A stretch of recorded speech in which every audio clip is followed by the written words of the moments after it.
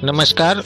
ધોરણ 10 વિષય સામાજિક વિજ્ઞાન વર્ષ 2020-21નું પ્રશ્ન પરિરૂપ નમૂનાના પ્રશ્નપત્રનો ભાગ 5.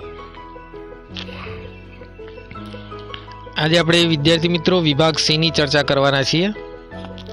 તો વિભાગ C એની અંદર કુલ 9 પ્રશ્નોમાંથી કુલ 6 પ્રશ્નોના મુદ્દાસર જવાબ લખો. દરેકના 3 ગુણ, કુલ ગુણ 18 છે. તો એની અંદર કેવા પ્રકારના પ્રશ્નો આવ્યા છે એ આપણે અગાઉ ચર્ચા કરી ચૂકેલા છીએ. આજે ખાલી પ્રશ્નોની હાઇલાઇટ જોઈએ, પછી પ્રશ્નોના જવાબો કરીએ. તો 37મો પ્રશ્ન છે કે એવું કોઈ શાસ્ત્ર નથી, એવું કોઈ શિલ્પ નથી, એવી કોઈ વિદ્યા નથી, એવું કોઈ કર્મ નથી, આ વિધાન જે કલા સાથે જોડાયેલ છે તેના વિશે જણાવો. તો એ નાટ્યકલા વિશે વાત કરેલી છે.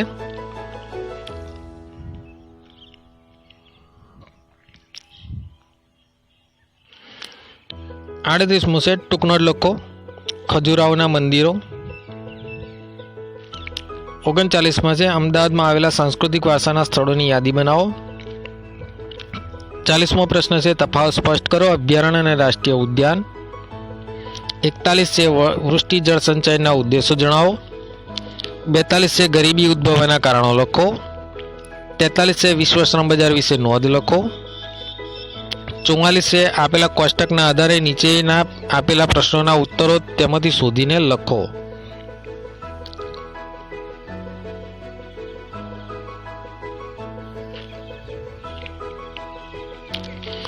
તો આ કોષ્ટક આપેલું છે અને કોષ્ટકને આધારે પ્રશ્નોના જવાબ આપણે નીચે આપેલા છે કે ઉચ્ચતમ માનવ વિકાસ આંક ધરાવતા દેશોમાં પ્રથમ ક્રમાંકનો દેશ કયો છે? ભારતના કયા માનવ વિકાસ આંક ધરાવતા દેશોના સમૂહમાં સમાવેશ થાય છે? ઉચ્ચ માનવ વિકાસ માટેનો HDI કયો છે? અને 45મો પ્રશ્ન છે મહિલા સમાનતા અંગે ગુજરાત સરકારની વિવિધ યોજનાઓ વિશે લખો. તો આપણે પ્રશ્નની ચર્ચા કરીએ.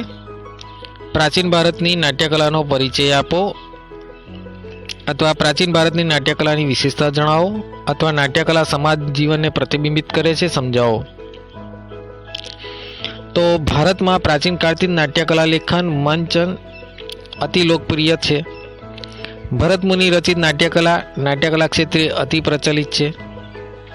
આ કલામાં સાક્ષર, નિરક્ષર અને અબાલવૃદ્ધ સૌને મનોરંજન પૂરું પાડવાની ક્ષમતા છે. નાટ્યકલા એ જીવન અને જગતનું દર્પણ છે. તેમાં જ્ઞાન અને ગમ્મત બંને સમાયેલા છે. તેમાં બધી કલાઓનો સમન્વય થયેલો જોવા મળે છે. નાટ્યકલાનો મહિમા વર્ણવતા ભરત મુનિએ કહ્યું છે કે એવું કોઈ શાસ્ત્ર નથી, એવું કોઈ શિલ્પ નથી, એવી કોઈ વિદ્યા નથી, એવું કોઈ કર્મ નથી જે નાટ્યકલામાં ન હોય. આ પ્રશ્ન તરીકે આ જ પૂછેલું છે આપણને. તો નાટ્યકલાનું સાહિત્યનું દ્રશ્ય શ્રાવ્ય માધ્યમ છે. અભિનય નાટ્યકલાનો પ્રાણ છે. નાટ્યકલાની કથા વસ્તુ સામાજિક બાબતો ઉપર આધારિત હોય છે. સમાજની પ્રથાઓ, પરંપરાઓ, રિવાજો, રૂઢિઓ વગેરે નાટ્ય દ્વારા રજૂ થતા હોય છે. આમ નાટ્યકલા સમાજ જીવનને પ્રતિબિંબિત કરે છે. મનોરંજન સાથે સંસ્કાર એ ભારતીય નાટ્યકલાની વિશેષતા રહી છે.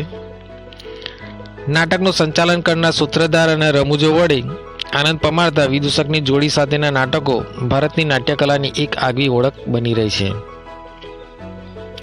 ભરત મુનિ રચિત પ્રથમ નાટકનું કથાનક દેવાસુર સંગ્રામ ગણાવી શકાય. તો આમ આ નાટ્યકલાનો પરિચય આપણે આપવાનો હતો કે જેની અંદર સમગ્ર નાટ્યકલાનું લેખન કરવાનું નથી, પણ નાટ્યકલાનો પરિચય આપણે આપવાનો રહેલો છે. તો આ 3 ગુણનો પ્રશ્ન છે. આપણે આ રીતના એને લખી શકીએ છીએ. બીજો પ્રશ્ન હતો કે ખજૂરાહોના મંદિરો વિશે માહિતી આપો. અથવા તો એ રીતના પૂછાય કે ખજૂરાહોના મંદિરો પ્રવાસીઓનું આકર્ષણનું કેન્દ્ર સાથી બની ગયા છે. તો ખજૂરાહોના મંદિરો એ મધ્યપ્રદેશના છતરપુર જિલ્લાના ખજૂરાહો નામના સ્થળના ગામે આવેલા છે. ખજૂરાહો મધ્યયુગના સમયમાં બુંદેલખંડના ચંદેલ રાજપૂતોની રાજધાનીનું નગર કહેવાતું. ચંદેલ રાજાઓએ અહીંયા કુલ 80 મંદિરોનું નિર્માણ કર્યું હતું. તેમાંથી આજે માત્ર 25 મંદિરો જ હયાત જોવા મળે છે. આ મંદિરો ઉત્તર ભારતની નાગર શૈલીના ઉત્તમ નમૂના છે. તે પશ્ચિમ, પૂર્વ અને દક્ષિણ દિશાના ક્ષેત્રો સમૂહમાં વિભાજિત થયેલા છે. મોટાભાગના મંદિરો શિવ મંદિરો છે. શરૂઆતના સમયના બધા જ મંદિરો ગ્રેનાઇટ પથ્થરોના બનાવેલા છે. કેટલાક મંદિરો વૈષ્ણવ અને જૈન પણ છે. તેમાં 64 યોગીનું મંદિર મુખ્ય ગણવામાં આવે છે.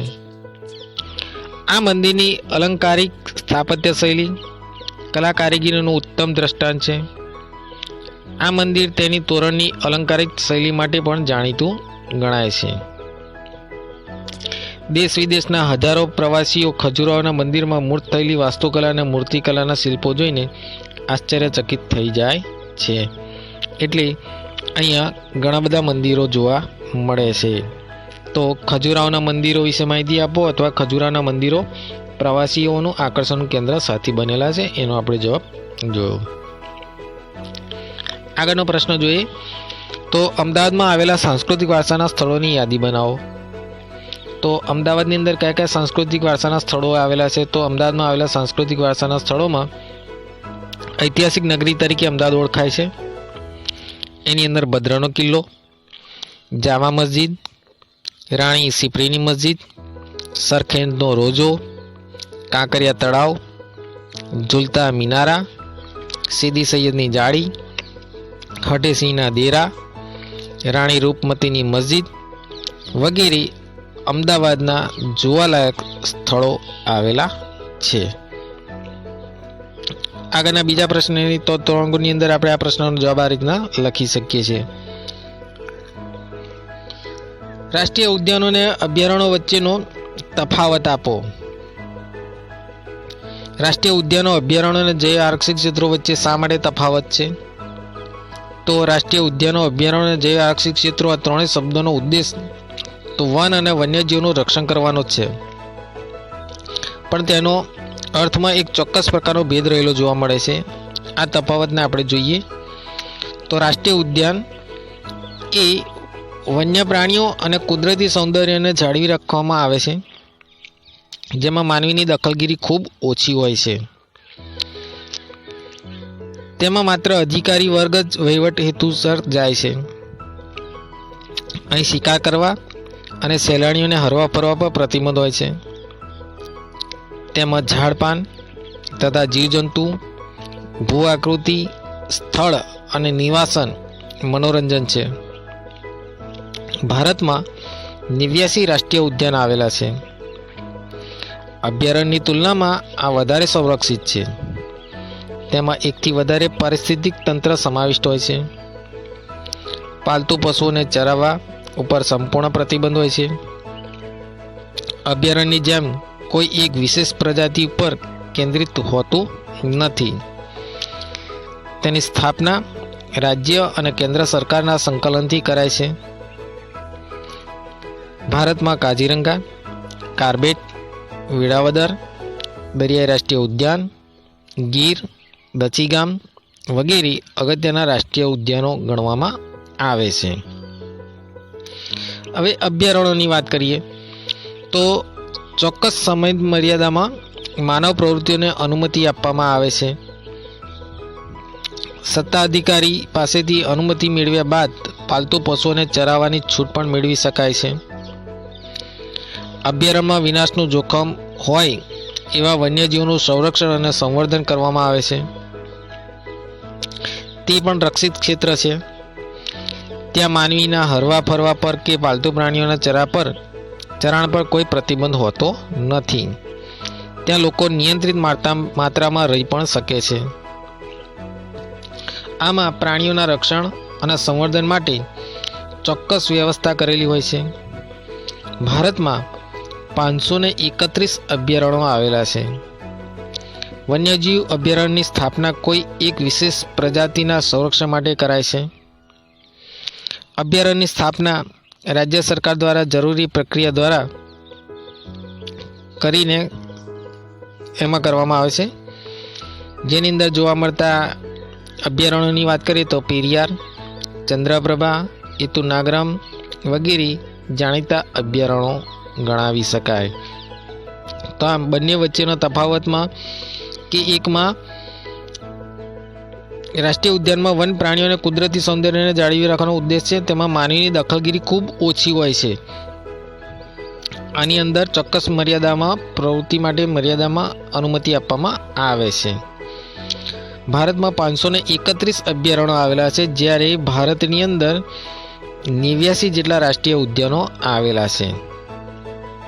તો આમાં આ રીતે આપણે એનો તફાવત આપણે લખી શકીએ. બાકીના પ્રશ્નોની ચર્ચા આપણે આવતા ભાગની અંદર કરીશું. જય હિન્દ, જય ભારત.